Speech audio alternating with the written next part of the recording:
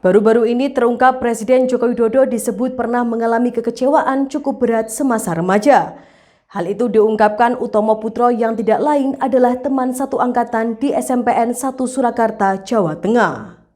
Utomo mengisahkan selepas lulus dari SMP pada November 1976, Jokowi hendak masuk ke SMAN 1 Surakarta. Pada saat itu SMAN 1 Surakarta yang terletak di Jalan Monginsidi, Kilingan, Banjarsari, Surakarta itu merupakan sekolah yang banyak diincar oleh siswa-siswi. Adapun rupanya Tuhan berkehendak lain. Pada saat menjalani tes masuk, Jokowi diketahui mengalami sakit tifus. Jokowi pun tidak lulus dalam tes masuk ke SMAN 1 Surakarta. Pada momen inilah Jokowi remaja disebut mengalami kekecewaan yang cukup dalam. Peristiwa ini diketahui Utomo lantaran selepas SMP hubungan ia dan Jokowi tetap terjalin sebagai sesama kawan alumni SMPN 1 Surakarta. Sehingga Utomo mengetahui persis apa yang dirasakan oleh Jokowi. Keluarga seperti orang tua, adik dan pamannya kemudian menghibur Jokowi agar tidak larut dalam kekecewaan tersebut. Hingga akhirnya dibujuk masuk ke SMPP yang merupakan cikal bakal dari SMAN 6 Surakarta.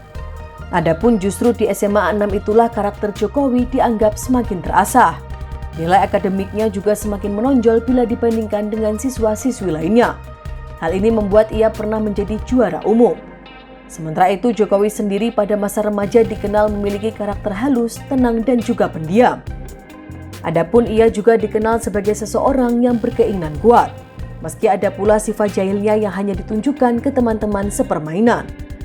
Utomo melanjutkan apapun yang terjadi di masa lalu, nyatanya perjalanan hidup itulah yang membawa Jokowi sampai menjadi orang nomor 1 di Indonesia saat ini. Diketahui sebelumnya diberitakan Presiden Joko Widodo digugat ke Pengadilan Negeri Jakarta Pusat. Gugatan tersebut terkait dengan dugaan ijazah palsu yang digunakan Jokowi saat mendaftarkan pemilihan presiden pada periode 2019 hingga 2024. Diketahui gugatan itu dilayangkan oleh Bambang Trimulyono. Gugatan tersebut didaftarkan pada Senin 3 Oktober dengan klasifikasi perkara adalah perbuatan melawan hukum.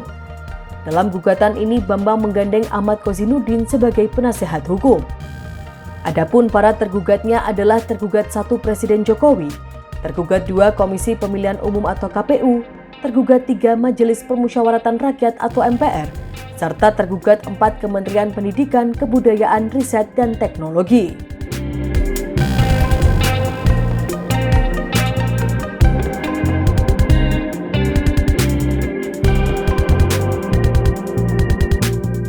Demikian informasi dari Tribun Jateng Update.